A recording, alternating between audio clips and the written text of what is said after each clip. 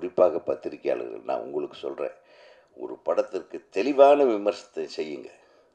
நல்லா இருந்ததுன்னா நல்லா இருக்குன்னு எழுதுங்க, நல்லா இல்லைன்னா ஏன் நல்லா இல்லைன்னு எழுதுங்க. அவங்க அந்த மாதிரி படம் திருப்பி எடுக்கக்கூடாத அளவுக்கு நீங்கள் விமர்சனம் பண்ணுங்க. அதுதான் உண்மை.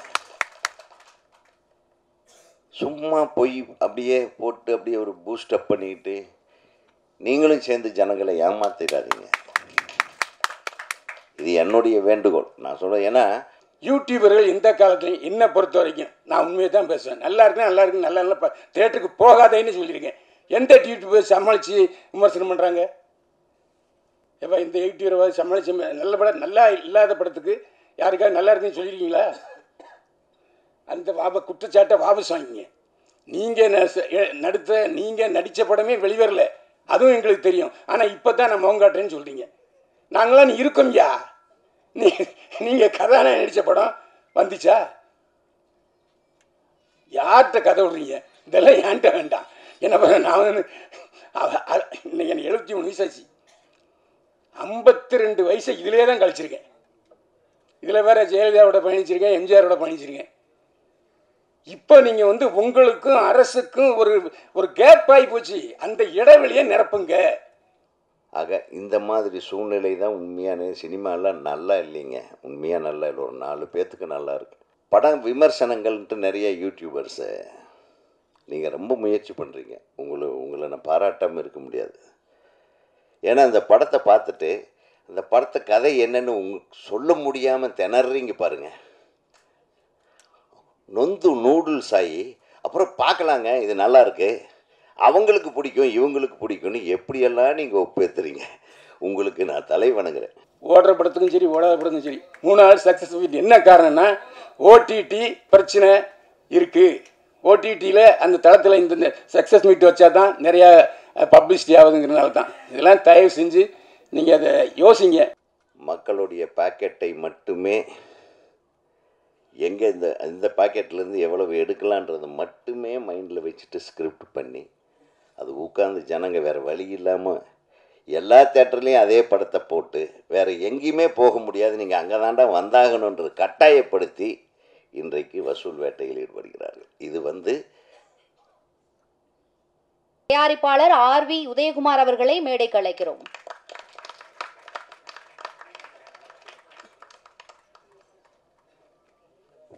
நான் சொன்ன மாதிரியே பேசி என்னை கூப்பிட்டாங்க.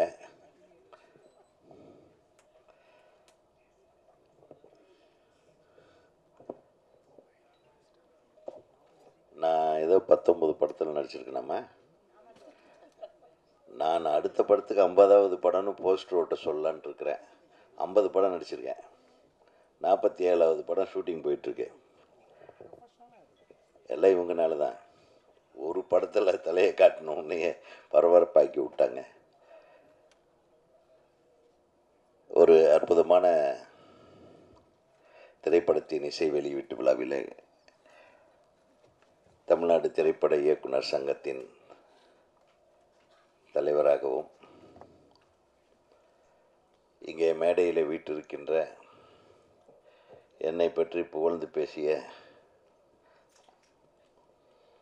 பேசி சென்ற அண்ணன் நம்ம விநியோகஸ்தர் சங்க தலைவர் அண்ணன் கே. ராஜன் அவர்களும், தயாரிப்பாளர் சங்கத்தை முதுகெலும்பாக இருந்து வழி நடத்தி கொண்டிருக்கும் எங்கள் அற்புதமான தயாரிப்பாளர் சங்க செயற்குழு உறுப்பினர் மற்றும் பிஆர்ஓ சங்கத்தின் தலைவர் எங்கள் அண்ணன், பிரியத்திற்குரிய அண்ணன் உங்களை தானே எங்களை ஜாஸ்தி பேச சொல்லிட்டு அப்புறம் அவரே ஜாஸ்தி பேசிட்டு உட்காந்துருக்கிறாரு அண்ணன் பைலூன் ரங்கநாதன். ஆமாம், இசையமைப்பாளர் சிற்பி அவர்களே, எனது அன்பு தம்பியும் தமிழ்நாடு திரைப்பட இயக்குனர் சங்க செயலாளருமான இயக்குனர் பேரரசு அவர்களே, இந்த படத்தின் ஹீரோ அவர்களே, ஹீரோயின்களில் ஒருவரே, அப்புறம்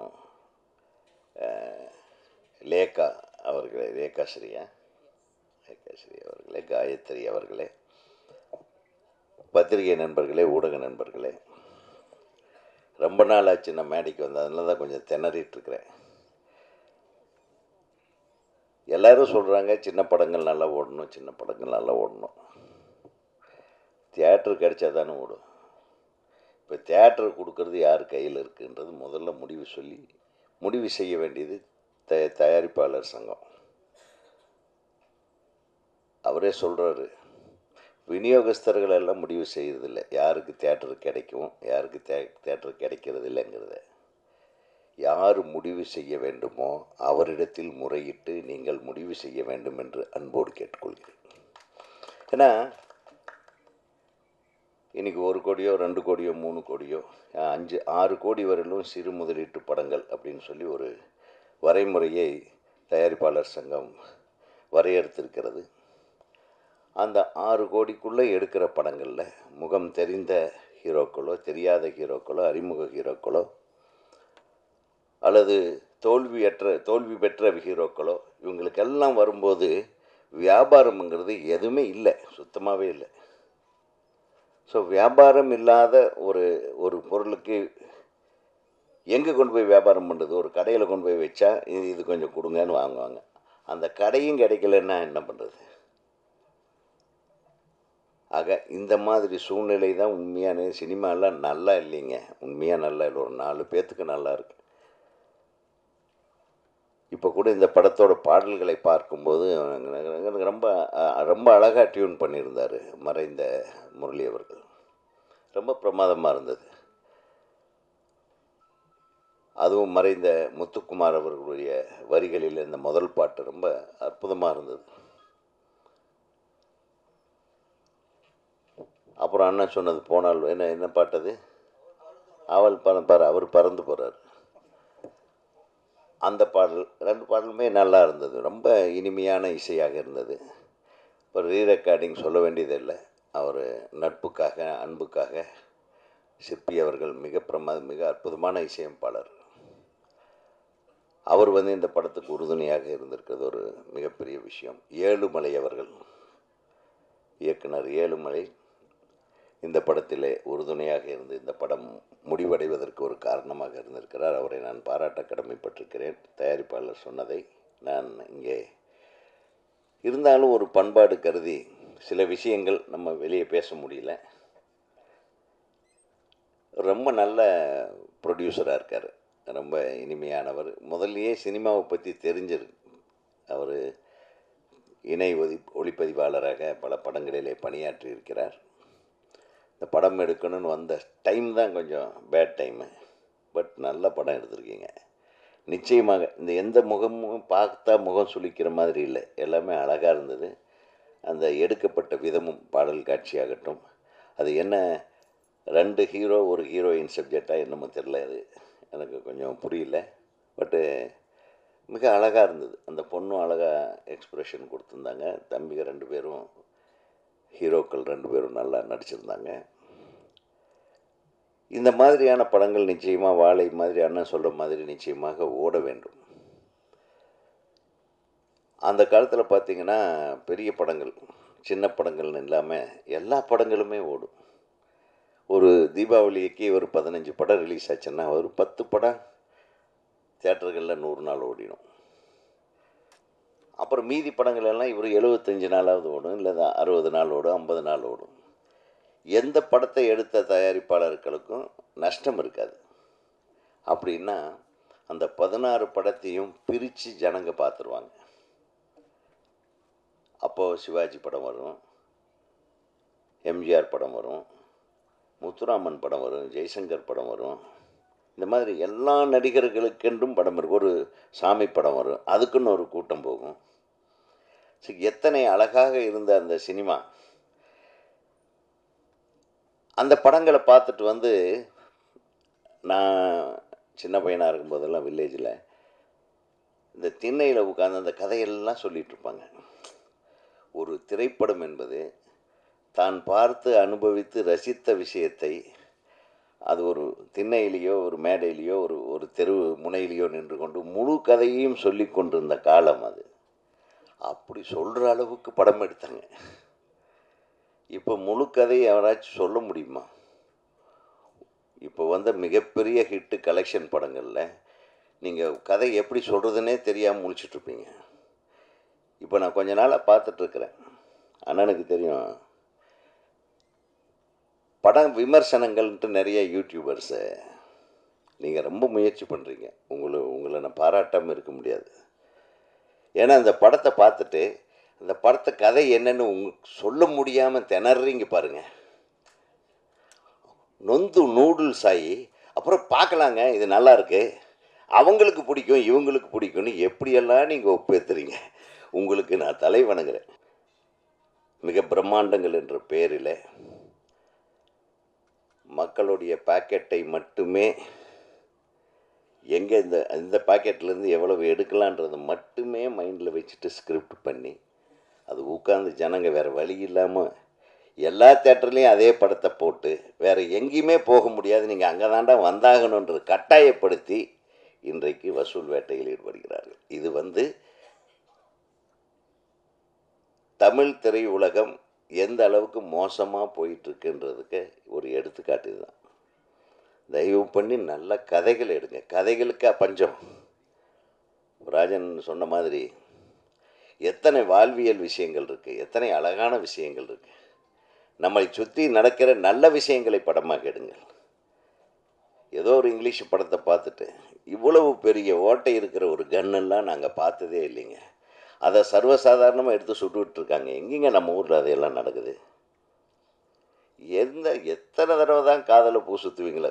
சுற்றினாலும் பரவாயில்ல, நீங்களும் அந்த சுற்றுற படத்துக்கு எப்படியாவது ஓட வைக்கணுன்ட்டு நீங்களும் முயற்சி பண்ணுறீங்க பாருங்கப்பா. கஷ்டமாக இருக்குங்க. அதுக்காக நான் சொல்ல, இப்போ நானே எனக்கு ஒரு தயாரிப்பாளர் நீங்கள் கண்டிப்பாக ஒரு படம் எடுக்கணுன்னா நான் ரொம்ப யோசனை பண்ணுவேன். ஏன்னா அவ்வளவு குழம்பி போயிருக்கு மைண்டு. ஒரு நடிகரை போட்டால் ஒரு 400 கோடி ரூபா கலெக்ஷன், ஒரு 600 கோடி ரூபா கலெக்ஷன் என்ற பிம்பத்தை ஏற்படுத்தி கதை இல்லாமல், ஒரு அழகியல் இல்லாமல், எதை பார்த்தாலும் நைட்டில் போட்டு அடிக்கிறது, உதைக்கிறது, வெட்டுறது, குத்துறது, சுட்டு தள்ளுறது, அப்புறம் மீறி போனால் கடைசியில் எல்லாம் முடிச்சுட்டு ஒரு ஹை ஸ்பீடு ஷாட்டை போடுறது, இல்லைன்னா முன்னாடி போடுறது. எல்லா விவரம் தெரிஞ்சவங்க ஏமாற்ற ஆரம்பிச்சிட்டாங்க. சினிமாவை நம்ம தான் காப்பாற்றணும். சினிமா எப்பவுமே நல்லா தான் இருக்குது. சினிமாக்காரர்கள் தான் சினிமாவை ஏமாற்றுகிறார்கள். சினிமா யாரையும் ஏமாற்றுவதில்லை. நான் சொல்கிறேன், உண்மையிலுமே ரொம்ப மனசுக்கு கஷ்டமாக இருக்குது. நல்ல படங்கள்னு நம்ம சொல்லி சந்தோஷப்படக்கூடியது 1% கூட இல்லை. 1%க்குள்ளே தான் நல்ல படங்கள் என்பது வருகிறது. இன்றைக்கி பாருங்கள், தெலுங்கு ஃபில்ம் இண்டஸ்ட்ரியில் பிரமாதமாக படம் எடுக்க ஆரம்பிச்சிட்டோம். கன்னடா இண்டஸ்ட்ரி நம்ம தமிழ் படத்தை விட நல்லா எடுக்கிறாங்க. கேரளா சொல்ல வேண்டியதே இல்லை. ஆட்டம்னு ஒரு படம் ஒரு 2 வருஷத்துக்கு முன்னாடி வந்தது. அந்த படமே 50-60 லட்ச ரூபாய்க்குள்ளே எடுத்திருப்பாங்க. அது பெருசாக கமர்ஷியலாக ஓடலைன்னா அதோட கருத்து, அந்த சொன்ன விஷயம் இன்றைக்கி 22ஆம் ஆண்டுக்கான சிறந்த படம் தேசிய விருது வாங்கியிருக்கு. எல்லா மொழி படங்களுக்கும் தமிழ் ஒரு உதாரணமாக இருந்த காலம் மாறிவிட்டது. இப்போ தமிழ் படமெல்லாம் டப்பிங் ரைட்ஸ் எல்லாம் போகிறதில்லை ஜாஸ்தி. யார் வாங்குவா? தெலுங்கு படம் தான் தமிழில் வாங்கி டப்பிங் ரைட்ஸ் வாங்கி வைக்கிறாங்க. தெலுங்கு படங்கள் ரிலீஸ் ஆகுது, அது நல்லா இருக்குன்றாங்க. ஆக எல்லோருமே சிந்திக்க வேண்டியது, குறிப்பாக பத்திரிகையாளர்கள், நான் உங்களுக்கு சொல்கிறேன், ஒரு படத்திற்கு தெளிவான விமர்சனத்தை செய்யுங்க. நல்லா இருந்ததுன்னா நல்லா இருக்குன்னு எழுதுங்க, நல்லா இல்லைன்னா ஏன் நல்லா இல்லைன்னு எழுதுங்க. அவங்க அந்த மாதிரி படம் திருப்பி எடுக்கக்கூடாத அளவுக்கு நீங்கள் விமர்சனம் பண்ணுங்க. அதுதான் உண்மை.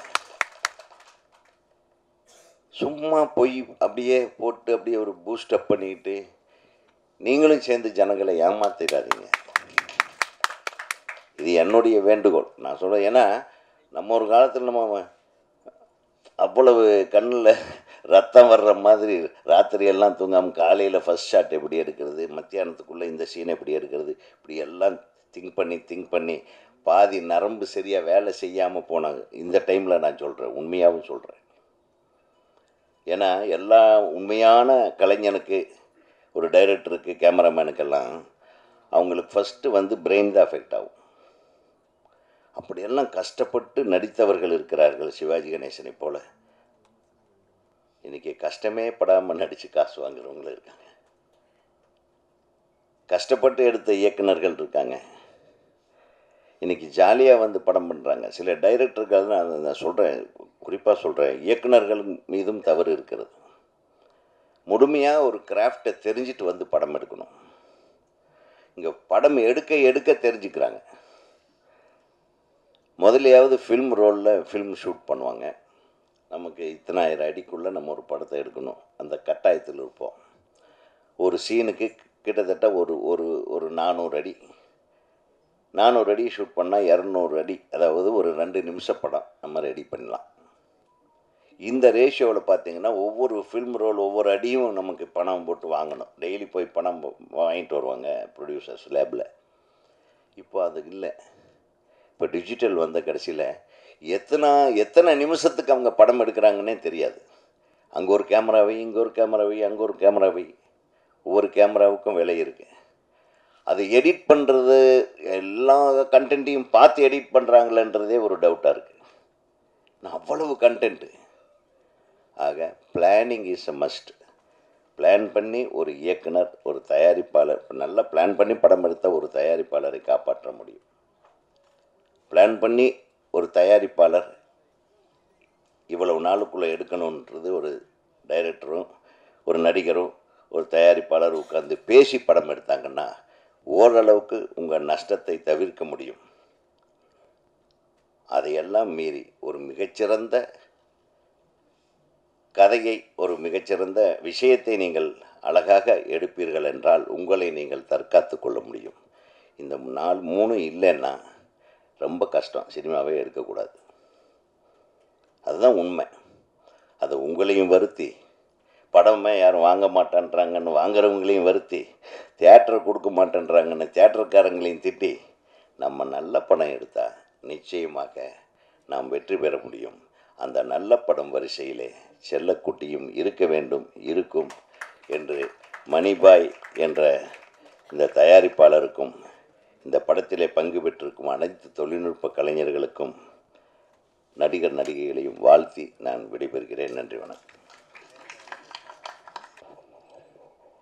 அனைவருக்கும் என்னுடைய நன்றி. ட்ரெய்லர் பார்த்தேன். உண்மையிலே அந்த 2 கதாநாயகர்களும் நல்லா நடிச்சிருந்தாங்க. அதுமாரி கதாநாயகியும் பழிச்சுட்டு இருந்தாங்க. அவங்களுக்கு இன்னும் ஹோம்ஒர்க் தேவைன்னு நான் நினைக்கிறேன். பாடல்கள் மிகவும் அருமையாக இருந்தது. ஒளிப்பதிவாளர் திறமையை காட்டியிருந்தார். முக்கியமான விஷயம், 2 இயக்குநர்கள் பேசுனாங்க. 2 பேருக்குமே சில விஷயங்கள் தெரியல. ஏன்னா பத்திரிகைக்காரங்கிறதுனால நான் ஒரு விஷயத்தை சொல்கிறேன். இதே பக்கத்தில் இருக்க கமலா தியேட்டரில் 100 ரூபாய்க்கு டிக்கெட் போடுறாங்க. ஒரு நாள் புறம் போடுறாங்க. காசி தியேட்டரில் ஒரு நாளைக்கு 100 ரூபாய்க்கு டிக்கெட் போடுறாங்க. புதன்கிழமை அங்கே போடுறாங்க, இங்கே அதே புதன்கிழமை போடுறாங்க. இது வாரம் புறம் போடுறதுக்கு என்ன கேடு? அங்கே சிஎஸ்டி இல்லையா? ஸோ தெரிந்து கொள்ளுங்கள். இந்த மாதிரி 2 திரையங்கம் முன்னு வந்திருக்கு. உட்காந்து பேசுங்க. எதுக்கு புரோக்கர்களை நம்புறீங்க? இது ஒரு கேள்வி. இன்னொரு கேள்வி, அவர் சொல்கிறதுக்கு பயந்தார். நான் சொல்கிறதுக்கு பயப்பட மாட்டேன். சன் பிக்சர்ஸு, ரெட் ஜெயண்ட் 2 தான் பெரிய படங்களை பூரா வாங்குது. தயாரிப்பாளர்கள், இயக்குநர்கள் போய் உட்காருங்க, 2 பேரையும் கூப்பிடுங்க. என்ன பிரச்சனை சொல்லுங்கள். உங்கள் படத்தெல்லாம் நீங்கள் 100 ரூபாய்க்கு டிக்கெட் போடுறோம், பேசுங்க. இதையே செய்ய மாட்டீங்க. அதான் என்னுடைய கோரிக்கை. அதுக்காக அந்த கூட்டத்துக்கு துணை முதல்வரையும் கூப்பிடுங்க. இங்கேயும் துணை முதல்வர் இருக்கார், அங்கே தெலுங்கானாலையும் பவன் கல்யாண் இருக்கார். ஒரே நேரத்தில் 2 பேர் திரையுலகத்தில் இருந்து துணை முதல்வர் இருக்காங்க. அவரும் நம்ம வெட்டு பிள்ளை தான். யார்? மாண்புமிகு உதயநிதி ஸ்டாலின். துணை முதல்வரையும் கூப்பிட்டுங்க, ரெட் ஜெயண்ட்டையும் கூப்பிடுங்க, சன் பிக்சர்ஸையும் கூப்பிடுங்க, இயக்குநர்களையும் கூப்பிடுங்க, தயாரிப்பாளையும் கூப்பிடுங்க. உட்காந்து பேசுங்க. ஒரு 3 நாளில் தீர்வு வருதா இல்லையான்னு பாருங்கள். 3 நாளில் தீர்வு வந்துடும். இங்கே என்ன நீங்களே சண்டை போட்டுறீங்க. நான் ஸ்ட்ரைக்கு அனௌன்ஸ் பண்ணுறேன், ஆகஸ்ட் 15 மேலே எதுவும் இப்படித்தான் பேசுகிறீங்களே தவிர வேலை நிறுத்தம். அதான் சூப்பர் ஸ்டார் ரஜினிகாந்த் சொன்னார், எதுக்கு வேலை நிறுத்தம்? நான் வேலை நிறுத்தம் செய்ய மாட்டேன். வேலை நிறுத்தம் முடிச்சாரா இல்லையா ரஜினி? வேலை நிறுத்தங்கிற பேச்சே இங்கே வேண்டியதில்லை. படம் எடுக்க எல்லோரும் ரெடியாக இருக்காங்க. நீங்கள் பேச்சுவார்த்தைக்கு தயாரா? தான் என்னுடைய கேள்வி. ஏன்னா நீங்கள்லாம் வந்து மேலோட்டமாக பேசுகிறீங்க. நான் டிஸ்ட்ரிபியூட்டர்ஸ்கிட்ட பேசுகிறேன், தேட்டருக்காரங்கிட்ட பேசுகிறேன், தயாரிப்பாளர்கிட்ட பேசுகிறேன், நடிகர்கள்ட்டையும் பேசுகிறேன். நடிகர்களாக சம்பளத்தை வைக்கிறாங்க, நீங்கள் தானே சம்பளத்தை வைக்கிறீங்க. நான் பல நடிகர்கள்ட்ட பேசிட்டேன், நாங்கள் வைத்தவே இல்லை. நீங்கள் இப்போ கூட ரஜினிகாந்த் சொன்னார், நான் 35 லட்ச ரூபா சம்பளம் வாங்கிட்டு இருந்தேன். பிரியா படத்துக்கு தயாரிப்பாளர் கதையோசனை எடுத்த பஞ்சரசன் தான் சொன்னார், யோ என்னையா நீ உனக்கு விவரம் தெரியாமல் நீ 35 வாங்கிட்டு இருக்க, 1,10,000 சம்பளையா. அவர் வாங்கிட்டு இருந்தது 35,000 வாங்கிட்டு இருந்திருக்காரு. 1 லட்ச ரூபா கொடுத்தாரு முதல்ல பிரியா. இது ரஜினிகாந்தே சொல்கிறார். அப்போது நீங்கள் தான் சம்பளத்தை ஏற்றுறீங்க, போட்டி போட்டு 4 பேர் போகிறீங்க, ஏற்றுறாங்க. டிமாண்ட் இருக்கும்போது விற்க தானே செய்வாங்க. அதுக்கே நடிகர்களை குறை சொல்கிறீங்க. இந்த 2 பேர் சிம்புவும் தனுஷும் பேச்சு வார்த்தைக்கு வந்து படம் தயாரிக்கிறாங்களா இல்லையா? எந்த பிரச்சனையும் பேச்சுவார்த்தையெல்லாம் தீர்க்க முடியுமா தவிர இதில் இருந்து நான் வந்து ஸ்ட்ரைக் பண்ண போகிறேன், அது பண்ண போகிறேன்னு சொன்னால் சொல்லாதீங்க. இன்னொன்று, யூடியூபர்கள் எந்த காலத்துலையும் என்னை பொறுத்த வரைக்கும் நான் உண்மையை தான் பேசுவேன். நல்லா இருக்குன்னு நல்லா இருக்குன்னு நல்லா நல்லா தேட்டருக்கு போகாதேன்னு சொல்லியிருக்கேன். எந்த யூடியூபர் சமாளித்து விமர்சனம் பண்ணுறாங்க? எப்போ இந்த யூடியூபரை சமாளித்து நல்ல படம் நல்லா இல்லாத படத்துக்கு யாருக்காவது நல்லா இருக்குன்னு சொல்லியிருக்கீங்களா? அந்த குற்றச்சாட்டை வாபஸ் வாங்கிங்க. நீங்கள் நடித்த படமே வெளிவரல, அதுவும் எங்களுக்கு தெரியும். ஆனால் இப்போ தான் நான் முகம் காட்டுறேன்னு சொல்கிறீங்க. நாங்களாம் நீ இருக்கோம்யா, நீங்கள் கதாநாயகன் நடித்த படம் வந்துச்சா? யார்கிட்ட கதை விடுறீங்க? இதெல்லாம் ஏன்ட்ட வேண்டாம். என்ன பண்ண, நான் வந்து இன்னைக்கு எனக்கு 73 வயசாச்சு. 52 வயசை இதிலே தான் கழிச்சிருக்கேன். இதில் வேறு ஜெயலலிதாவோட பயணிச்சிருக்கேன், எம்ஜிஆரோட பயணிச்சிருக்கேன். இப்போ நீங்கள் வந்து உங்களுக்கும் அரசுக்கும் ஒரு கேப் ஆகி போச்சு. அந்த இடைவெளியை நிரப்புங்க. நீங்கள் ஏன் போய் பேச மாட்டீங்க? நீங்கள் கூப்பிட்டா வர மாட்டாங்களா? நாளைக்கே தயாரிப்பாளர் சங்கம், இயக்குனர் சங்கம், விநியோக சங்கம், லொட்டு லூசுக்கு எல்லாம் போய் நீங்கள் கூப்பிடுங்க. உதயநிதி மாண்பு உதயநிதி ஸ்டாலின் வரமாட்டேன்னு சொல்லுவாரா? இதானாங்க ஒரு பிறந்த வீடு. அவருக்கு இன்னைக்கு துணை முதல்வர் பதவி கிடைச்சிக்கினாலே அவர் நடிகருங்கிறனால தான். இல்லை நான் யாராச்சும் சொல்லுங்க பார்ப்போம். எல்லா அவருடைய தேர்தல் 2 தேர்தலையும் அவர் தான் தனியாளாக போய் திமுகவுக்கு பிரச்சாரம் பண்ணார். அதனால தான் அவருக்கு இந்த பதவி. இன்றைக்கும் உதயநிதி ஸ்டாலின் மக்களுக்கு தெரியுது, துணை முதல்வராக தெரியாது, நடிகராக தான் தெரியும். அந்த அளவுக்கு தாய் வீடு இருக்குது. நீங்கள் பேசுகிறது கூச்சப்படுறீங்க. நடப்பு தயாரிப்பாளர் சங்கம், கில்டு, லொட்டு லொசுக்கு இதெல்லாம் வேண்டாம். எல்லாரும் ஒருங்கிணைத்து ஒரே குரலாக நான் சொன்னது, கமலா தேட்டர்லையும் காசி தேட்டர்லையும் 100 ரூபா டிக்கெட்டு அன்னைக்கு ஃபுல்லாகுது. 4 ஷோ போடுறாங்க, 4 ஷோ ஃபுல்லாகுது. அப்போ என்ன அர்த்தம்? ஒரு 2 தேட்டருக்காரங்க லீட் எடுத்து செய்கிறாங்க இல்லையா? அதே மாதிரி 100 ரூபாங்கிறது 150 ரூபா. எம்ஜிஆர் நான் அடிக்கடி சொல்கிறேன், அதாவது சஃபயரு, அப்புறம் கேசினோ, இன்னும் ஒரு 5-6 தேட்டரில் இங்கிலீஷ் படம் தான் போட்டே இருந்தாங்க. அப்போது முக்தா சீனிவாசன் தான் தயாரிப்பாளர் சங்க தலைவர். நேராக போனார் முதல்வர் எம்ஜிஆர்கிட்ட, இந்த மாதிரினார். உடனே அவர் போட்டார். ஒரு வருஷத்துக்கு 3 மாதம் தமிழ் படம் எல்லா தியேட்டர்லையும் திரையிடணும்னு ஜியோ போட்டார். அதுக்கப்புறம் தான் சஃபேரில் பில்லாக ரிலீஸ் ஆச்சு. இந்த மாதிரி அரசுக்கும் நம்ம திரைப்பட தொழிலுக்கும் ஒரு அணுக்கமான நுணுக்கமான தொடர்பு இருக்கணும். இருந்தால் நிச்சயமாக அந்த காலத்தில் 7 படம் வந்து 7 படம் ஓடலையா? நீங்கள் தானே சொன்னீங்க 7 படம் ஓடிச்சுன்னு. 7 படத்துக்கும் தியேட்டர் இருந்தது இல்லை. எனக்கு தெரிஞ்சு ஒரே நாளில் தீபாவளியில் 4 படம் பார்த்துருக்கேன். புரட்சியில் எம்ஜிஆர், நடிகர் சிவாஜி கணேசன், ஜெய்சங்கர், முத்துராமே 4 படம் பார்த்துருக்கேன் ஒரே நாளில் 4 ஷோ. அப்படிலாம் பார்க்குறதுக்கு ஜனங்க இருக்காங்க. என்ன நீங்கள் சொன்ன மாதிரி எல்லா கேவலம் 360 ரூபா கொடுத்து ஒரு இந்த ஸ்நாக்ஸ் வாங்கினா ஒரு நேரம் சோறை பார்த்து அந்த அளவுக்கு விலை 250 ரூபா 300 ரூபா. அதெல்லாம் நீங்கள் தியேட்டருக்காரங்களுக்கு உட்காந்து இதெல்லாம் குறைங்கப்பா, இதெல்லாம் அதிகம், அவங்க செலவாகுதுன்றாங்க. நான் தான் திரும்ப சொல்கிறேன்னே, காசி தேட்டர்லையும் கமலா தேட்டர்லையும் 100 ரூபாய்க்கு போடுவதற்கு தயாராக இருக்கும் பொழுது 150 ரூபா அங்கே அவங்க தயாராக இருக்க மாட்டாங்களா? சரி வேண்டாம், பெரிய படங்கள் வரும்போது போட்டுங்கப்பா. மீதி ஒரு வருஷத்தில் எத்தனை பெரிய படங்கள் வருது? 10 வருமா? அதுக்கு மட்டும் விட்டுருங்க. மற்றதை பூரா நீங்கள் வந்து இந்த பாதி செல்லக்குட்டி படத்துக்கு கொடுங்கன்னு கேளுங்க. தேட்டருக்காரன் மாட்டேன்னுவாங்களா, இல்லாட்டி விநியோகஸ்தர் மாட்டேன்பாங்களா, இல்லை அரசாங்கம் மாட்டேன்னு சொல்லுவாங்களா? அதுவும் ஜிஎஸ்டி இருக்கு இல்லையா? 100 ரூபா டிக்கெட்டில் ஜிஎஸ்டி இருக்குது, இல்லாமல் இல்லை. ரேஷியோ குறைவு, அவ்வளோதான். அதனால் நாம் உட்காந்துக்கிட்டு நாங்கள் தயாரிப்பாளர் சங்கம், நாங்கள் ஒரு ரூட்டில் போவோம், தயாரிப்பாளர் சங்கம் அவங்க ஒரு ரூட்டில் போவாங்க, சின்ன தயாரிப்பாளர் சங்கம் அவங்க ஒரு ரூட்டில் போவாங்கன்னா புரோக்கர்கள் தான் வாழ்வார்கள். நான் தான் சொல்கிறேன்னே, இன்றைக்கி ரெட் ஜெயண்ட்டு மற்ற சன் பிக்சர்ஸ் இல்லைன்னா உடனே நீங்கள் ஒரு 10-100 தேட்டர் கிடைக்குமா? புரோக்கரை தான் தேடி போகிறீங்க.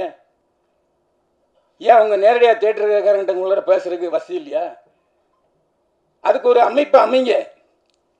தேட்டர் அதிபர்களும் பேசுவதற்கு ஒரு அமைப்பை நீங்களே அமைங்க. யார் மாட்டேன்னு சொல்லுவாங்களா? இன்றைக்கி அவங்க உட்காந்துட்டு ப்ரெஸ் மீட் பண்ணுறாங்க. எங்களுக்கு பத்தலை, இன்னும் ஏற்றி கொடுனா எங்கே போய் இப்போ ஏற்றி கொடுக்குறது? ஒரு பத்திரிகையாளன் என்கிற முறையில் இவ்வளோ நாள் இருந்ததில் என்னுடைய அறிவுரைகளை சொன்னேன். ஏன்னா என்ன காரணம்னா, சில விஷயங்கள் தெரியாமல் இருக்காங்க. இந்த பேரரசுக்கும் சரி, உதயகுமாருக்கும் சரி, இந்த நான் இப்போ 2 தேட்டரில் 100 ரூபாய்க்கு போடுறது தெரியுமான்னா தெரியாது. அதுக்கு தான் பத்திரிக்காரன் தேவை. ஏன்னா எல்லா இடத்துலையும் மேயரை யாருன்னா பத்திரிக்காரன் தான். ஆனால் நீங்கள் என்னடா யூடியூப்காரங்க நல்லா இல்லாத படத்துக்கு கூட நல்லா இருக்குன்னு சொன்னான்னு சொல்கிறீங்க. அது நல்லது தானே இது? எப்போ நான் ஒருத்தன் இருக்கேன், ஒரு படத்தை கிளி தொங்க விட்டுருவேன். இன்னும் ஒரு 4 பேர் போயிருக்காங்க, பார்த்தோன்னே அண்ணே வணக்கண்ணே பார்த்துண்ணே அப்படிம்பாங்க. அப்படிப்பட்ட சூழ்நிலை யூடியூபர்கள் இன்னைக்கு எல்லா படத்தையும் பாராட்டி எழுதுனாங்கன்னா உற்சாகப்படுத்துங்க. நீ ஏன் நல்லா இல்லாத படத்துக்கு இல்லை ஒரு தடவை பார்க்கலாம்னு சொல்லிட்டு அந்த விமர்சனத்தை வைக்காதீங்க. தயவு செஞ்சு பத்திரிகைக்காரங்க எல்லாருக்கும் தெரியும் எப்படி விமர்சனம் எழுதுறது, எப்படி விளம்பரம் வாங்குறது, எப்படி ப்ராஜெக்ட் பண்ணுறதுன்னு தெரியும். அதனால் நீங்கள் தயவு செஞ்சு உங்கள் சினிமாவில் நல்ல படம் எடுங்க. ஓடுற படம் ஓடாத படம் 2 தானே. இன்றைக்கி ஓடிடிங்கிற ஒரு தளம் இருக்குது. அந்த ஓடிடி தளத்தில் பேசுங்க.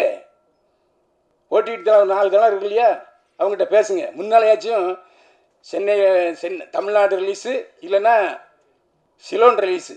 சிலோன் தான் விற்பனை, அவ்வளோ விற்பனை. எம்ஜிஆர் படம், சிவாஜி படமும் சிலோன்லாம் 100 நாள் ஓடும்.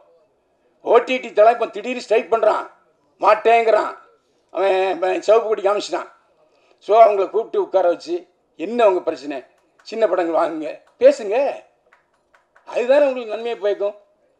வியாபார ஸ்தலங்கள் இப்போ சினிமா தேட்டரில் ஒரு வாரம், இப்போ எதுக்கு சினிமா தேட்டரில் திடீர்னு 3 நாள் சக்ஸஸ் மீட் வைக்கிறாங்க தெரியுமா? ஓடுற படத்துக்கும் சரி ஓடாத படத்துக்கும் சரி 3 நாள் சக்ஸஸ் மீட். என்ன காரணம்னா ஓடிடி பிரச்சனை இருக்குது. ஓடிடியில் அந்த தளத்தில் இந்த சக்ஸஸ் மீட் வச்சா தான் நிறையா பப்ளிசிட்டி ஆகுதுங்கிறனால தான். இதெல்லாம் தயவு செஞ்சு நீங்கள் அதை யோசித்து முடிவெடுங்க. நன்றி, வணக்கம். ரௌதுரம் நிறைந்த பேச்சுக்கு நன்றி சார். அடுத்ததாக 60க்கும் மேற்பட்ட